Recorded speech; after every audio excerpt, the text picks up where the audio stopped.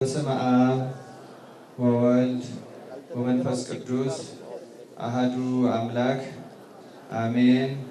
በስመ አብ ወወልድ ወመንፈስ ቅዱስ አሐዱ አምላክ አሜን። በስመ አብ ወወልድ ወመንፈስ ቅዱስ አሐዱ አምላክ አሜን።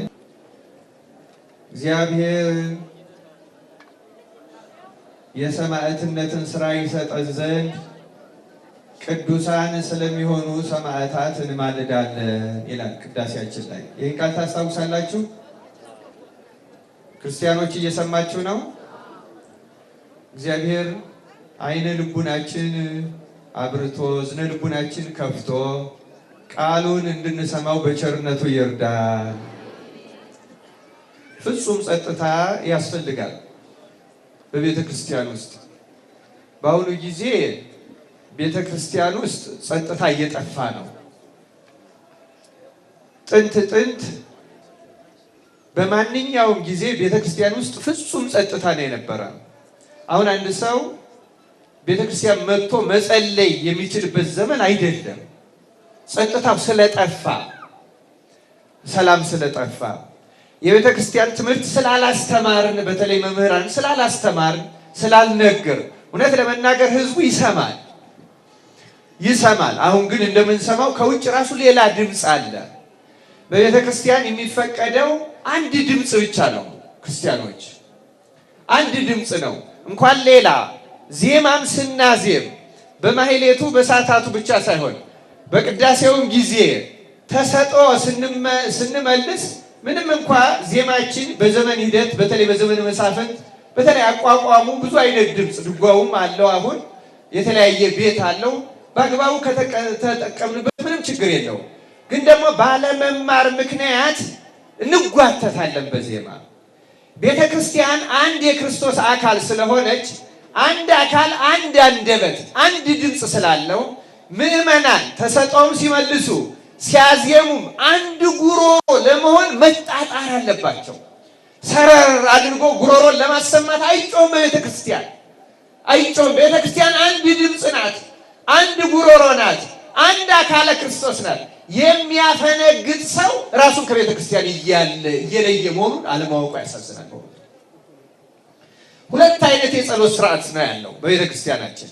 አንደኛው በፍጹም ጸጥታ፣ ለምሳሌ አቡነ ዘበሰማያት ብሎ አንድ ካህን ሲሰጥ አይጉረመረምም እየተባለ አይደገምም።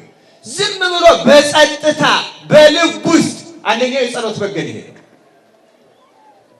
በግልም ስንጸልይ መተን ሌላውን ሰው ድምፅ እያሰማን እንረብሸው። ፍጹም ጸጥታ ነው በቤተ ክርስቲያን የተፈቀደው። ክርስቲያኖች አንድ ላይ ስንጸልይ ደግሞ እንደ አባታችን ሆይ አንድ ጉሮሮ ሆነን አንድ ድምፅ ሆነን እግዚኦ ተሳሃለነ ስንል ምስለ መንፈስከ ስንል ሌላውም ዜማ ስናዜም በወረብ ስንወርብ ምራታ ሲመራ ንሽ ሲነሳ ሌላው ዝማሜ ቢዘምም አንድ ድምፅ፣ ቤተ ክርስቲያን አንድ ድምፅ፣ ክርስቶስ አንድ ራስ ነው።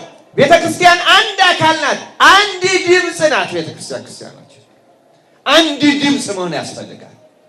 አንድ አንደበት ነው የሚከፈተው በቤተ ክርስቲያናችን።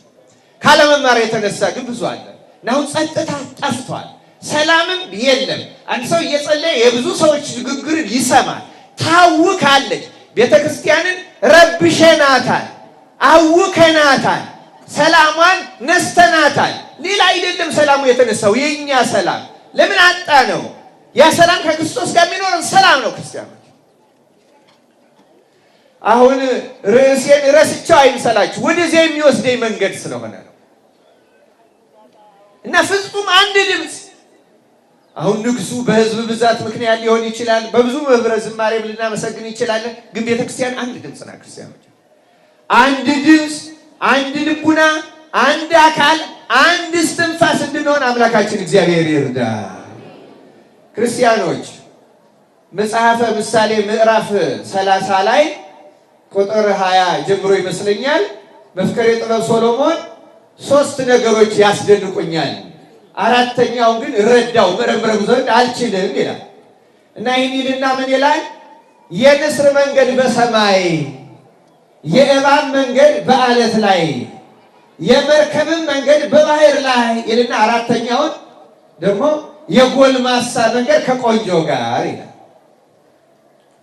ሶስቱ መንገዶች የተባሉት አራቱም ክርስቶስን የሚመለከቱ ናቸው። ይልቁንም ደግሞ የክርስቶስ አካል የሆነችውን ቤተክርስቲያንን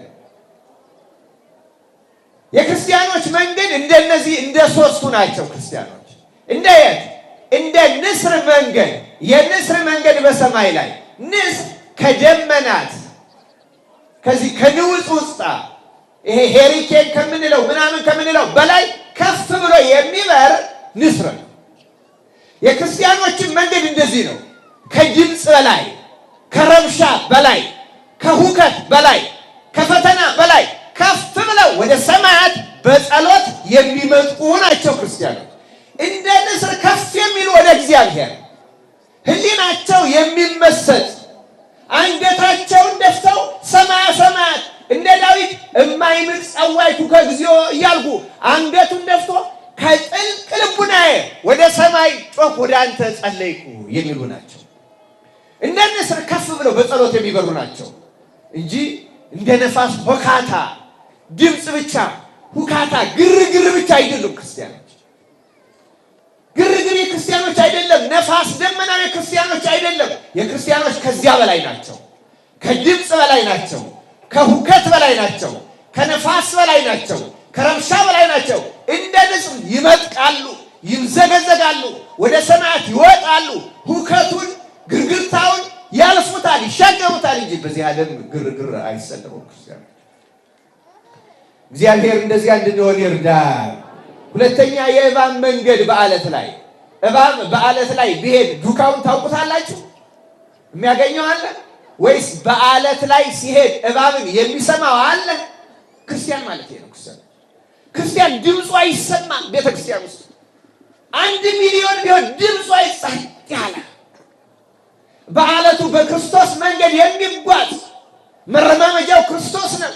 ሕጉን ተከትሎ ስርዓቱን ጠብቆ ፍጹም ጸጥተኛ ሆኖ አንድም የእባብ መንገድ በአለት ላይ ዱካው እንደማይታወቀው ክርስቲያንም በመንገዱ ላይ ኃጢአት አይገኝበትም፣ አይታወቅበትም። ይሄ ለክርስቶስ ነው። አቡሊዲስ የተባለ ሊቅ እንደተረጎመው እባብ ለክርስቶስ ምሳሌ ይሆናል። በዚህ አግባብ ልክ አንበሳ ለክርስቶስም ለዲያብሎስም ምሳሌ እንደሚሆነው እባብም ለዲያብሎስም ለክርስቶስም ለክርስቲያኖች ምሳሌ ይሆናል።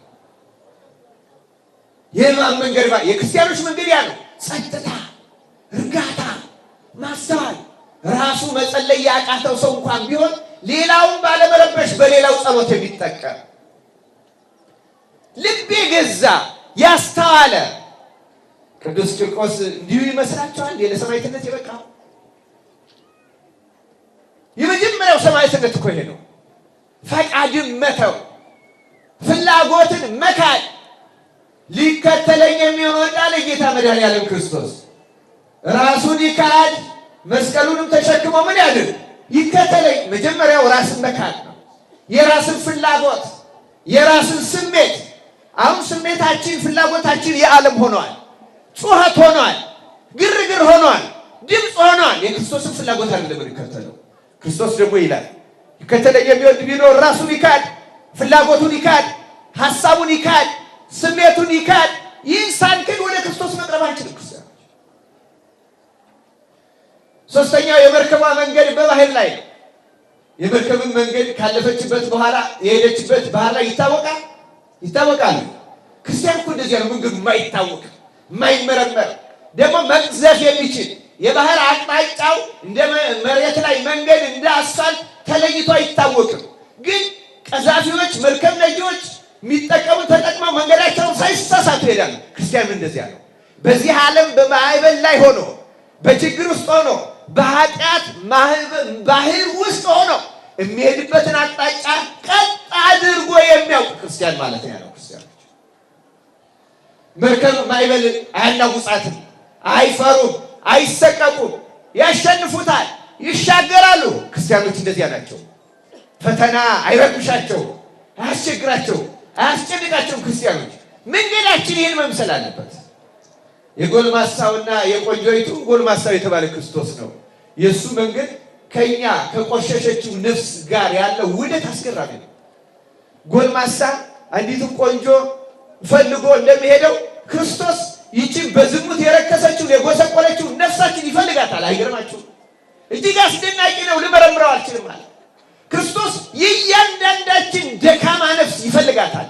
የሌባውን ነፍስ፣ የገዳዩን ነፍስ፣ የዘማዩን ነፍስ፣ የአመንዝራውን ነፍስ ይፈልጋታል።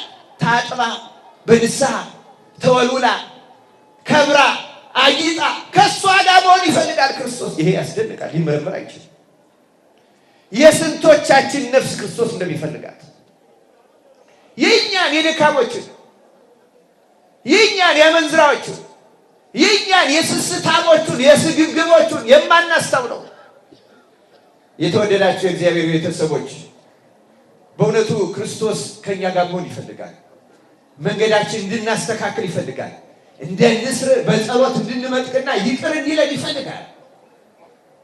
እንደ እባብ በእውነቱ ኃጢአታችን ተትቶልን በጸጥታ ቤተክርስቲያን ውስጥ እንድንመላለስ ይፈልጋል። ክርስቲያኖች እንደ መርከቡ እየቀዘፍ አው መንገዱ እንዴት ይቻላል በዚህ ዘመን የሚል ሰዋል። ይቻላል።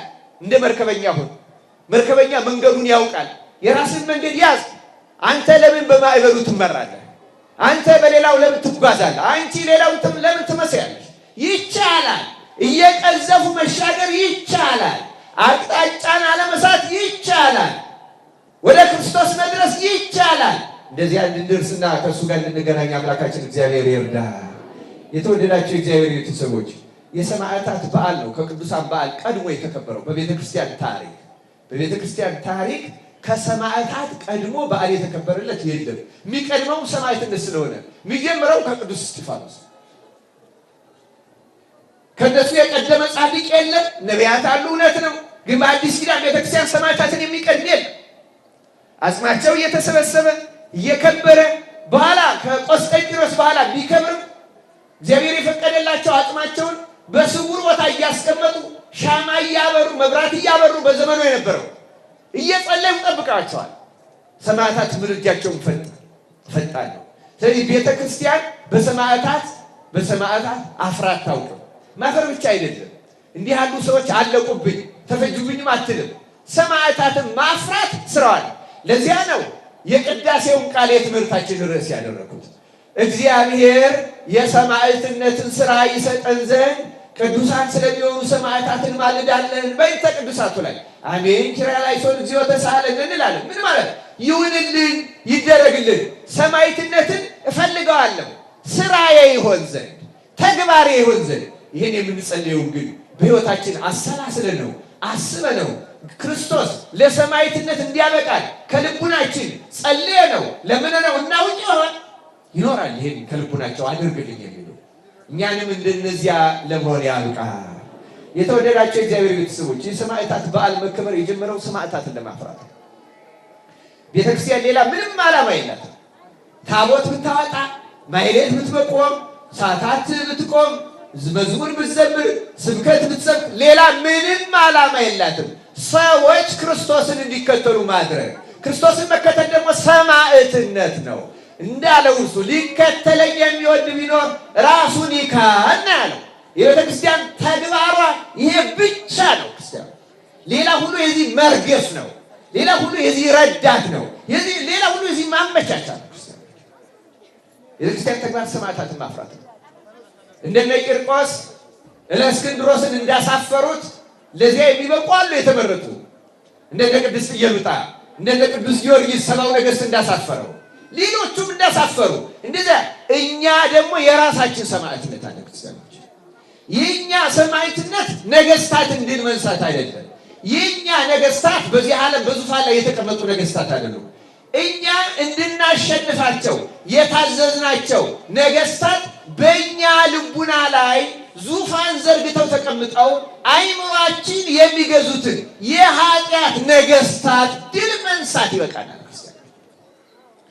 እኩያት ፍትወታትን አይምሯችንን ያሳጡትን ከወንድሞቻችን ጋር ለምንድን ነው ጸብ የበዛው? ለምንድን ነው ጦርነት የሰለጠነው? ለምንድን ነው ልዩነት የሰፋው? እስኪ የቅዱስ ቂርቆስና የቅዱስ ኢየሉጣን እናስታውሰው።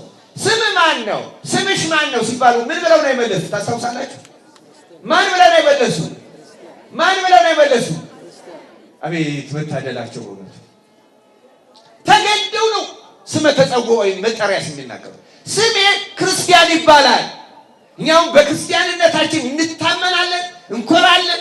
ከሌላው ስማችን ይበልጣል። ከብሔር አመልካች ስማችን የተለየ ክርስትናችን እንወደዋለን።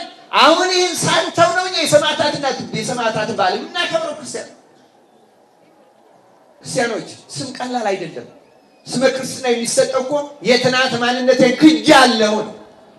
ወላጆች አሁን በ40 እና በ80 ቀን ስለምንጠመቅ ግን የጥንት ክርስቲያኖች ሲመጡ ስማቸው ሙሉ በሙሉ ነው የሚለወጠው።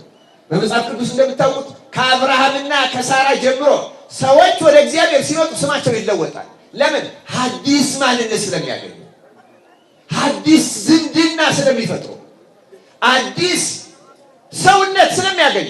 ክርስትና ደግሞ እንደ አዲስ መፈጠር ነው። ክርስቲያኖች ጌታ እንዳለው ዳግመኛ ካልተወለዳችሁ ነው ያለ አይደለም። ዳግመኛ መወለድ ምን ነው? ክርስቲያኖች ዳግመኛ መወለድ ምን ያህል ሂደት እንዳለው እናውቃለን። አንድ ሰው በንስሐ ዳግመኛ ሊወለድ ይችላል። ምን ማለት ነው? እንደ አዲስ ሆኖ ሌላ ሰው አበበ ከበደ ይባል የነበረው ሌላ ሰው ሆኖ ልክ ሳውል ጳውሎስ ሆኖ እንደተወለደው፣ ክርስቲያኖች ሳውል ጳውሎስ ሆኖ እንደተወለደው፣ ስምዖን ጴጥሮስ ሆኖ እንደተወለደው ሌላ ሆኖ መወለድ።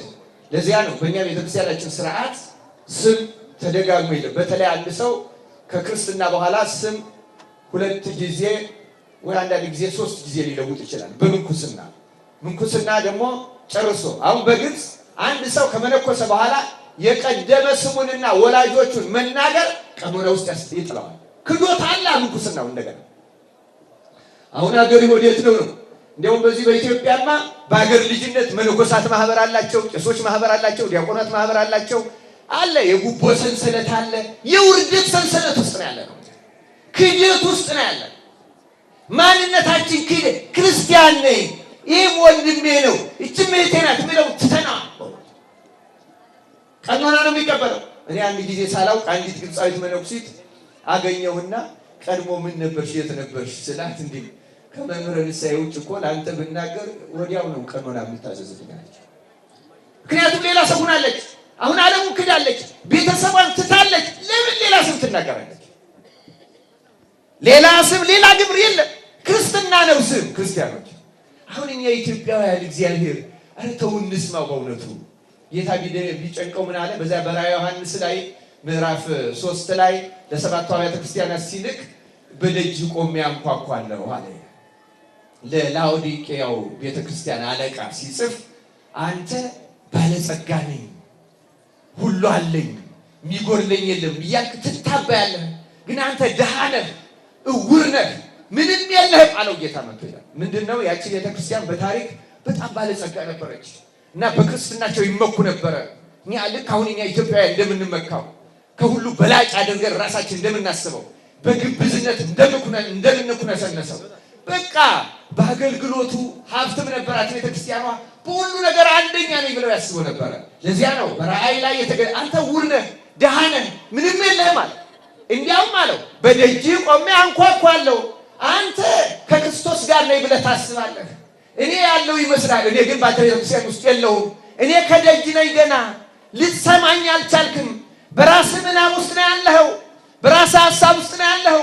አመልካለሁ ትላለህ፣ እውቀት አለኝ ትላለህ፣ ጸጋ ደርሻለሁ ትላለህ፣ ቅድስና ላይ ትላለህ፣ ቤተክርስቲያን ያድጋለች፣ ግን ዕውር ነህ፣ ድሃ ነህ፣ ባዶ ነህ። እንዲያውም እኔ በደጅ ነኝ፣ ከአንተ ህብረት ውስጥ የለሁም።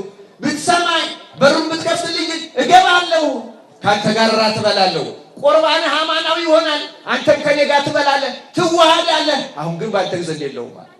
አሁን እኛ እንደዚያ ነን። ክርስቶስ በደጅ ነው። ክርስቲያኖች እኛ ነን እንጂ ከክርስቶስ ጋር የሆነ የሚመስለን ክርስቶስ ከደጅ ነው ገና። አሁንም ያንኳኳል፣ የሚከፍትለት የለም፣ የሚሰማው የለም። በእውነቱ እውነት እንነጋገር ከተባለ በዚህ ዘመን ክርስቶስን አውጥተን ጥለነዋል። ልክ ነው፣ በስሙ እናስተምራለን፣ ልክ ነው፣ በስሙ እንዘምራለን፣ ልክ ነው፣ በስሙ አንዳንድ ነገር እናደርጋለን። ግን እሱ ከእናንተ ጋር ነኝ አላለም። ኧረ ከደጅ ነኝ ይላል። ከደጅ ነኝ አውጥታችሁኛል፣ በሚገባ ሃይማኖትና ምግባር አይደላችሁም ይላል። ክርስቲያኖች እንስተካከል፣ ራሳችንን ካድ እንመለስ፣ በእውነቱ እንመለስ። አምላከ ቅዱስ ቂርቆስ ወደ እርሱ እንድንመለስ በቸርነቱ ይርዳል። ክርስቲያኖች ራስን ከመካድ እንጀምር። የትናንት ማንነታችን ከመካድ እንጀምር። ስሜ ክርስቲያን ነው እንበል። በክርስቶስ ስም እንመካ። በክርስትና ስማችን እንመካ። በሃይማኖታችን እንመካ። የሚመካ ቢኖር በእግዚአብሔር ይመካ ነው። በሌላ እንመካ። ታሪካችን ጥሩና እውነት እንኳን ቢሆን ልንመካበት አንችልም። ነገራችሁ ላሊበላ የሰራው ታሪክ ድንቅ ነው። በሱ ተመክተን ግን ጻድቅ መሆን አንችልም። የአክሱም ታሪካችን፣ የጣና ገዳማት፣ የነ ግሸን፣ የሌላውም ታሪካችን ግን ድንቅ ነው። የነ ተድባበ ማርያም፣ የሌላው የነ ቁልቢ ታሪካችን ያ ግን በዘመኑ የነበሩ እግዚአብሔር የሰራባቸው ሰዎችን ያስመሰክራል እንጂ የእኛን ትክክል መሆን አይመሰክርም። እኛ ሌሎች ነን። እኛ ተመኪዎች ነን። እኛ ትዕቢተኞች ነን። እኛ ከክርስቶስ የራቅን ነን። እኛ የተጠራ ነው ሰማዕት ለመሆን ነው። ቤተ ክርስቲያን ሁል ጊዜ የምትለምነው የሰማዕትነትን ስራ ይሰጠን ዘንድ። አሁን ግን የአሳዳጆችን ስራ እየሰራ ነው። አሁን የአሕዛቡን ስራ እየሰራ ነው።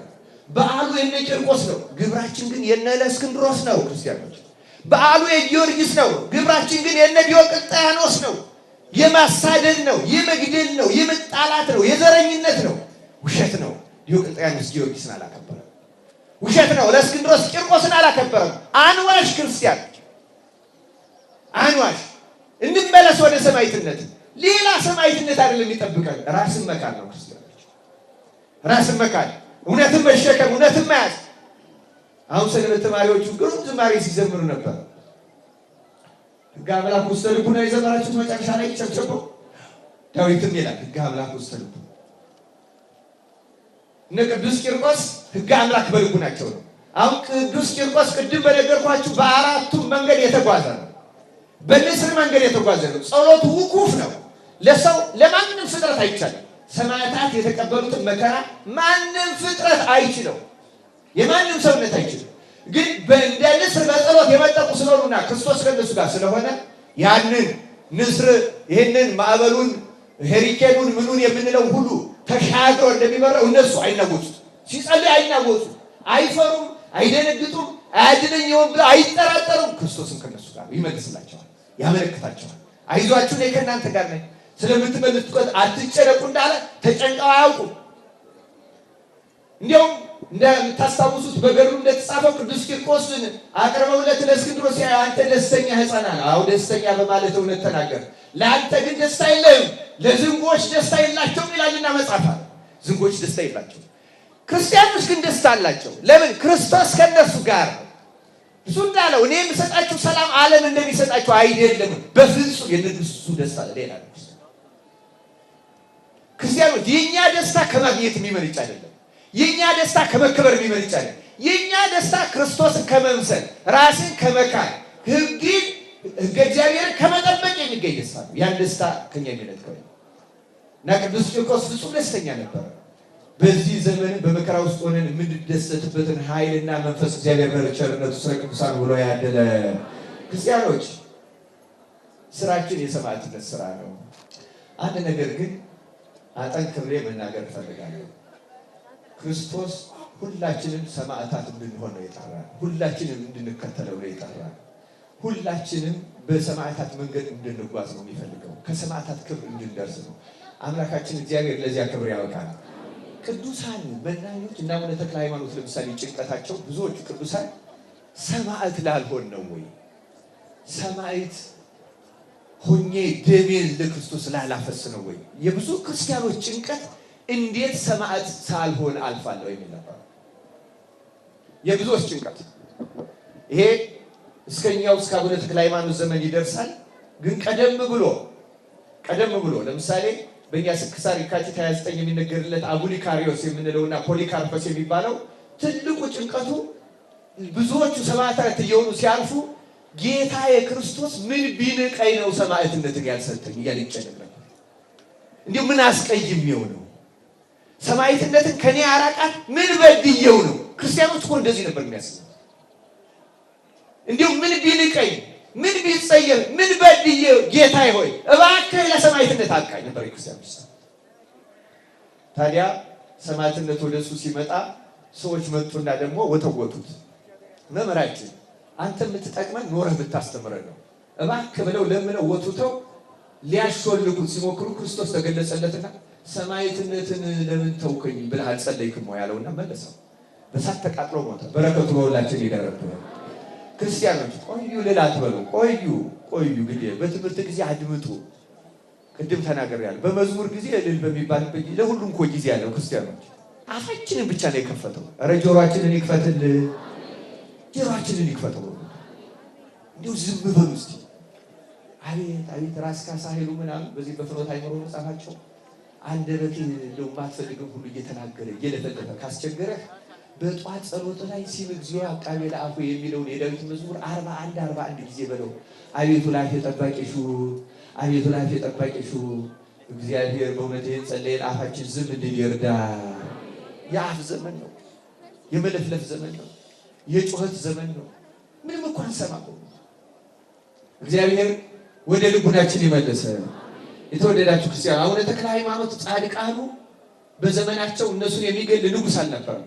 እባክህ ሰማዕትነትን እያሉ በኋላ ጌታ እየተገለጸ ትልልቅ ደዌ እየሰጠ ደዌህን በደዌ አሁን በሆድ ዝማ ደማቸው ሰማዕትነት ደም አፈሰሰ። አንተም በሆድ ዝማ ደምህ ከፈሰሰ እንደ ሰማዕትነት ቆጥርልሃለሁ አላቸው። ይሄ ሁሉ ሰማዕትነትን በመውደድ የመጣ ልመና ነው። ክርስቲያን እባክህ ሰማዕትነትን አትንፈግ ይችላል። የክብር መጨረሻው ሰማዕትነት ነው። የቤተ ክርስቲያን የጸሎቷ አምድም የሆነው ለዚህ ነው። ሰማዕትነትን ስራ አድርገህ ትሰጠን ዘንድ ስለ ቅዱሳን ሰማዕታት ማለት ነው። ሰማዕትነት ለምን ይመስላችኋል እንደዚህ የተለመነው? የሰማዕታት ምልጃቸው ከእመቤታችን ቀጥሎ ከእመቤታችን ከንጽሕት ቅድስት ድንግል ማርያም ቀጥሎ ክርስቶስ ችል የማይለው ጸሎት ቢኖር የሰማዕታት ጸሎት። አንድ ሰማዕት በክርስቶስ ስም ደሙ ካፈሰሰ በኋላ ክርስቶስን ለምኖ የሚከለከለው ነገር ምንም የለም። ክርስቲያኖች ይህን የተመለከተ አንድ ታሪክ ነግሬያችሁ ትምህርት ልጨርሳለሁ። ግብፅ ገዳማ አስቄጥስ የሚባል ትልቅ ገዳም አለ። ታላቁ አባ መቃርዮስ የመሰረተው ገዳም። ይህን ታውቃላችሁ ሁላችሁ አይደለም? በረከቱ በሁላችን ይደረግ። አባ መቃርዮስ ታላቅ ጻድቅ ነው። ስለሱ አንናገር ጊዜም አይበቃም። በገዳሙ 49 ሰማዕታት 40 ወተሳቱ ለባሳያነ መስቀል የምንላቸው ሰማዕታት አሉ። እና ግብፅ በተለይ ገዳማ አስቄጥስ ለሊቢያ ለሰሜን አፍሪካ በርበሮች ለሚገኙበት ቅርብ ስለነበሩ በርበሮች እየመጡ እነዚህ በርበሮች አረማውያን ናቸው። ክርስቲያኖችን ይመጡና አንገታቸውን ቆርጠው ሀብት ንብረታቸውን ዘርፈው ይሄዳሉ። አሁን ያልሰለጠነ ሰው አሁን በእንግሊዘኛ በርበሪያን ነው የሚባለው። እስካሁን ድረስ ያልሰለጠነ ግዴለሽ ለሰው ሕይወት ደንታ የሌለው ማለት ነው። በዚህ ነው የሚጠራው። እና እነዚህ በርበሮች የግብፅ ገዳማትን ብዙ ጊዜ አጥፍተዋቸዋል። እና በዚያ በገዳማቱ አንድ ከዚህ መከራ የሚያመጡበት አንድ ግንብ ይሰራሉ። የመጠበቂያ ግንብ ይባላል። የመጠበቂያ ግንብ የሚሉት ለምንድን ነው? ግንቡ ምንም በውስጡ መወጣጫ የለውም። ከአጠገቡ ግን እንደ ደወል ቤት ያለ አንድ ቤት ይሰራና በዚያ ግንብና በዚህኛው ግንብ መካከል ልክ እንደዚያ አምድና እንደዚህ እንደኔ እንደቆምኩበት 3 ሜትር ወይ 4 ሜትር የሚሆን ርቀት አለው። ከዚያ በዚያኛው ይወጡና ወደዚህ ለመሸጋገሪያ የሚታጠፍ ድልድይ አለ። ታዲያ ያን ምን ያደርጉታል? በገመድ ነው የሚጎተተው። ይዘረጉታል። በዚያ ተሸጋግረው ወደዚህኛው ግንብ ከገቡ በኋላ በገመድ ይስቡታል። ስበው ሲያነሱት በሁለቱ ግንብ መካከል መገናኛ የለም። ይሄኛው ልሙጥ ነው፣ መግቢያ የለው። እዚህ ከገቡ በኋላ ያንን ይስቡታል። በርበሮች ሲመጡ አያገኟቸው። ታዲያ አንድ አባ ዮሐንስ የሚባል ታላቅ ጻድቅ መነኩሴ አበምኔት በነበረበት ጊዜ በርበሮች ሊገሏቸው ሲመጡ ክርስቶስ ገለጸለት። ደወል አስደወለና መነኮሳቱን ሰበሰበ። በርበሮች መጥተዋል፣ ሊገሉን ነው። የደፈረ ከኔ ጋር ይቆም፣ የፈራ ወደ መጠበቂያ ግንቡ ይግባ አለ። ብዙ ሺህ መነኮሳት የሚኖሩበት ስለሆነ ብዙዎቹ ገቡ። ከሱ ጋር 48 ሌሎች፣ ከሱ ጋር 49 ሆነው ግን አንገባም ሰማዕትነት እንፈልጋለን ብለው ቆሙ። መጡ በርበሮች 49ኙን መነኮሳት አርደዋቸው ሄዱ። እነዚህ በጣም እጅግ አማላጆች ናቸው። በስልስቴ የተሰዉት እንደ አርባ ሀራ ወይም እንደ 40 ጭፍሮች ሰማዕት የነዚህ በጣም የተለየ 49ኙን ለባሳያነ መስቀል እንግዲህ መስቀልን የለበሱ ማለት በታርደው ክርስቶስን የመሰሉ ማለት። ታዲያ አንድ ጊዜ እንዲሆነ በገዳመ አስቄጥስ በአንድ ወቅት የነበሩት መነኮሳት ስንፍና ተጫናቸው። በግብጾች ታሪክ ያነበብኩትን ነው የምነግራችሁ። ስንፍና ብቻ አይደለም፣ ለልማት ጎበዞች ናቸው፣ ለሀብት ማደራጀት ጎበዞች ናቸው፣ ለጸሎት ግን ሰነፎች ሆኑ፣ ምቾት ወደዱ ይላል እና ክርስቶስ ለአባ መቃርስ ገለጸለት። ምን ገለጸለት? ገዳሙን ላጠፋው ነው። ደገኛውን የምንኩስና ምግባር አበላሹ፣ እንቅልፍ ወደዱ። ሌሊት 10 ሰዓት የሚጸለየው ጸሎት ሁሉ ሲነጋ ይደርሳል እያሉ ሲነጋ ይመጣሉ። እንቅልፍ ወደው ገንዘብ፣ ልማት፣ ሀብት ማከማቸት ነው ስራቸው። መንፈሳዊነትን፣ ምናኔን፣ ዓለም ትተውት የመጡትን እዚህ እያከማቸዋል። ላጠፋው ነው አለ። አባ መቃርስ ሰግዶ ለመነው።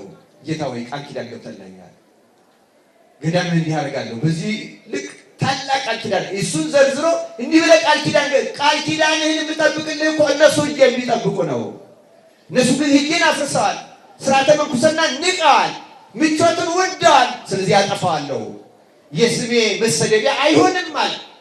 በአግባቡ የክርስቶስ ቤት ካልተያዘ መሰደቢያ ይሆናል። አሁን በዚህኛ ዘመናችን እንዳደረገ የዚህ ጊዜ 49ኙ ለባሳያነ መስቀል መጥተው ከእግሩ ሰገዱና ጌታ ሆይ አንተ ስለኛ ደምህን እንዳፈሰስ እኛም ስለ አንተ ስም ብለን ደምህን በዚያ ገዳም አፍሰናል።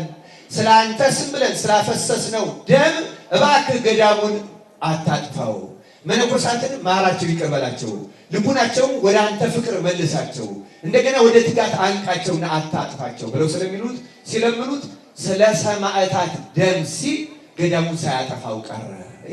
አሁንም ስለ ቂርቆስ ኢየሉጣ ኃጢአታችንን ይቅር ይበለን። የተወደዳቸው ክርስቶስ ሰማዕታትን የምናከብረው ለዚህ ነው። ምልጃቸው ብርቱና ኃያል ነው። በሰማዕቱ ቂርቆስ ተመኩ፣ ተማጸኑ።